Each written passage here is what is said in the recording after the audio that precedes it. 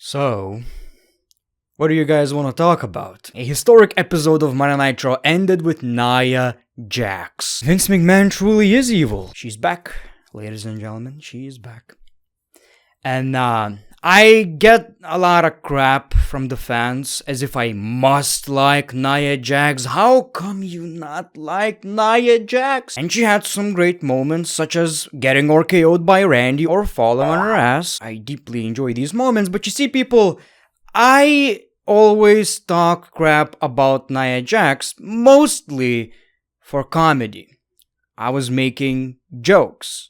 I did find a problem when Nia Jax never took any responsibility for the injuries she caused. She was being an a-hole on Twitter. But you know what made me, I wouldn't say hate her. I don't hate anyone. I would say more like highly dislike her. And I'm not talking about her TV character. Is when we got what is happening in Ukraine, she compared these tragic events to Nia Jax having to wear a mask. I'm not even joking, this dumbass actually said it. And I'm like, not the best timing, Nia, you know, not the best timing. So I don't like Nia Jax as a person. And I'm not saying she's a bad wrestling character. She always had something to offer because she looks unique. Now in 2023, we have Piper Niven, so I'm like, yeah, I'm not feeling it. I'm not feeling it. And look, people, I'm fine with you liking Nia Jax. I don't care. I don't want people trying to change my opinion. I don't have to like her. There are wrestlers I like. There are wrestlers I don't like. Look, she put out this horrible take. She never apologized. F this person, her terrible wrestling skills and her shitty takes. The show kicked off with Jey Uso, and he talked about how great it is to be out of the bloodline and on Monday Night Raw. Then Kevin Owens interrupts him, and I really like this promo. I like that, babyfaces all of a sudden didn't forget the history. He said it's true, nobody in the locker room likes you. I've made the same mistakes you did, and it took me years to gain that respect. So trust me, it's not gonna happen overnight. You'll have to earn people's respect. You're gonna have to prove that you're not the same scumbag that was running with the bloodline. And I think Nia Jax is gonna have to prove herself that she's not the same woman with a lot of shitty takes. We see the Judgment Day, and they made a point that you don't have to prove yourself to anyone. The Judgment Day's doors are always open for Jey Uso. The Judgment Day thought they're gonna have a match against Kevin Owens and Sami Zayn, and Sami is not here. Kevin Owens wants to fight, and Jey Uso says, look, Sami's not here, but I'm here. Kevin Owens did not want to tag with Jey Uso, but he said, fine, let's do it, because, yeah, he really has no choice. That was actually pretty cool. I love that quick super kick. So we got the tag team match, which was really fun. Like I said, I like the fact that people didn't forget what Jey Uso did. It makes sense. As a viewer, you're like, okay, just like Jey, he's a good guy now, but we were not the ones that, were attacked with steel chairs and pretty much everything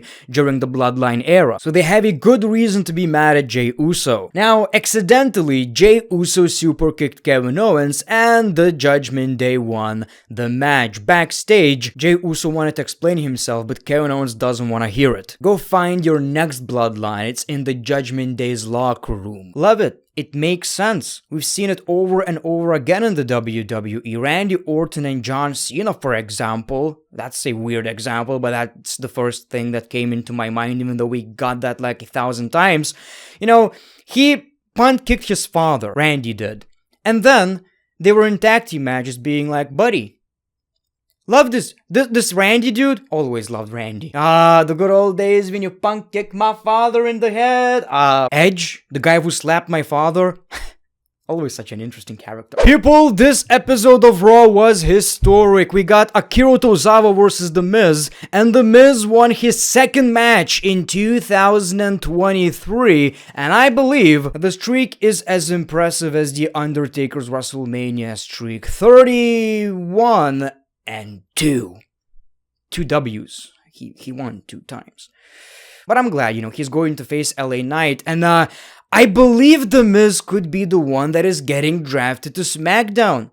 I mean, LA Knight is feuding with Austin Theory and Grayson Waller right now. And I believe that could be a great faction. The Miz, Grayson Waller, Austin Theory, very similar characters, cocky ass son of a bitches. I think that would be really, really exciting, and The Miz could kind of be like a mentor. Chelsea Green was trying to find a new partner, but apparently Piper Niven is cleared. I don't even know if the injury was a work or not. People, it was time to celebrate the Ring General, Gunther, being the longest reigning Intercontinental Champion. Very humble. Very humble man. He said it's time to talk about all the past champions. They accomplished absolutely nothing because Gunther is the one who brought prestige to the Intercontinental Champion. You're trying to tell me Ezekiel Jackson did nothing with the championship, Gunther? Are you dumb? Are you stupid? Ezekiel Jackson.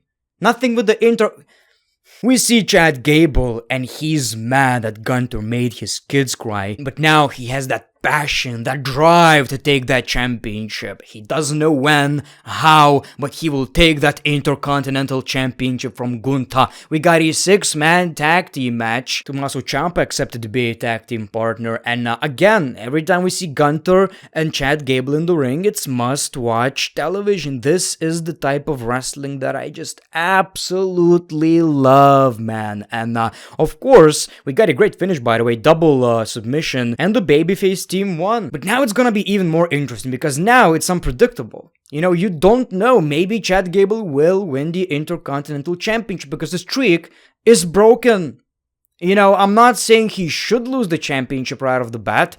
But, Chad Gable winning the title, I'm not gonna complain about it. I'm starting to like what is happening with Drew McIntyre for the first time in months. Xavier Woods doesn't understand why Drew is mad at Kofi Kingston. It was an accident. They kept arguing, and Xavier said, I feel like I know what is happening. You won your WWE title in an empty arena, and Kofi had thousands of people screaming. And they decided to have a match, and the match was great. Like I've said, we've seen a different side of Drew McIntyre. I feel like the heel turn is slowly but surely coming. It's been a while since we saw Drew McIntyre as a heel, and I'm actually pretty excited about it. As you can imagine, Drew McIntyre won the match, and he said it didn't have to be this way. Now, of course, Riddle was not on the show for reasons you probably heard about.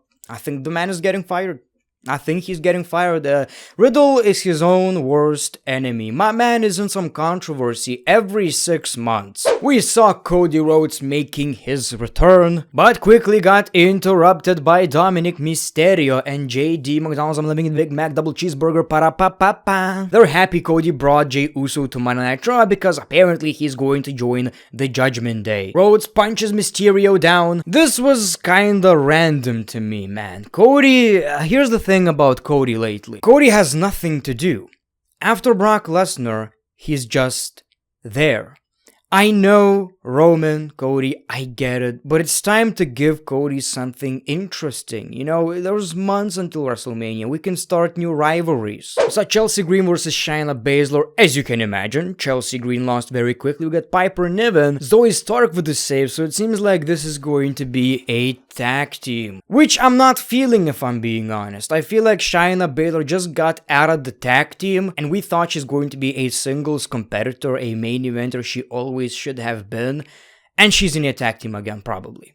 I don't understand this decision. Again, everything with Shinsuke is just great. He claims Seth Rollins is a liar, cheater, traitor, and just like we speculated, he's going to get that championship when he wants to. So he's playing mind games. We see Seth Rollins, and he says all of these things about me are true, but I'm also a father, a champion, and he's a fighting champion. He wants to defend his championship right here, right now. He just keeps falling for Shinsuke's games. So he calls out Shinsuke Nakamura. Even the music hits different now. The first chords are just so different for whatever reason. Every time I hear Shinsuke's music right now, it's just, I don't know, this sense of danger.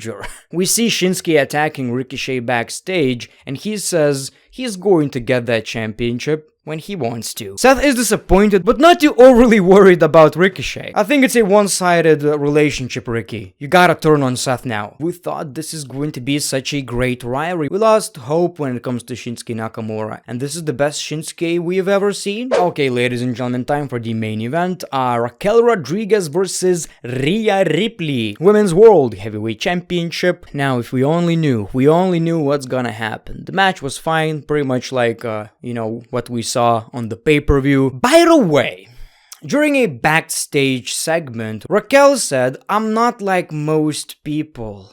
I should have known. I'm not like most. I should have known. Out of nowhere, Nia Jax attacks Raquel Rodriguez. Rhea Ripley takes the W. We see the face-off. She attacks Rhea Ripley. Nobody likes it. Everyone is sad. Not sure how accurate this is, but I've heard happiness in the world decreased by 90%. I didn't watch Raw live. It starts at 3 a.m. But for whatever reason, I woke up at 6 a.m., which is the last hour of Monday Night Raw. I woke up in the night and was like, something bad just happened. Something terrible in the world just happened. I may or may not be lying. So yeah, people, she's back. If it means she's gonna be fed to Rhea Ripley, I'm all for it. And okay, episode of Raw. Make sure to like this video, subscribe if you already didn't. The great one, peace, love, and hugs. Happy Nia Day.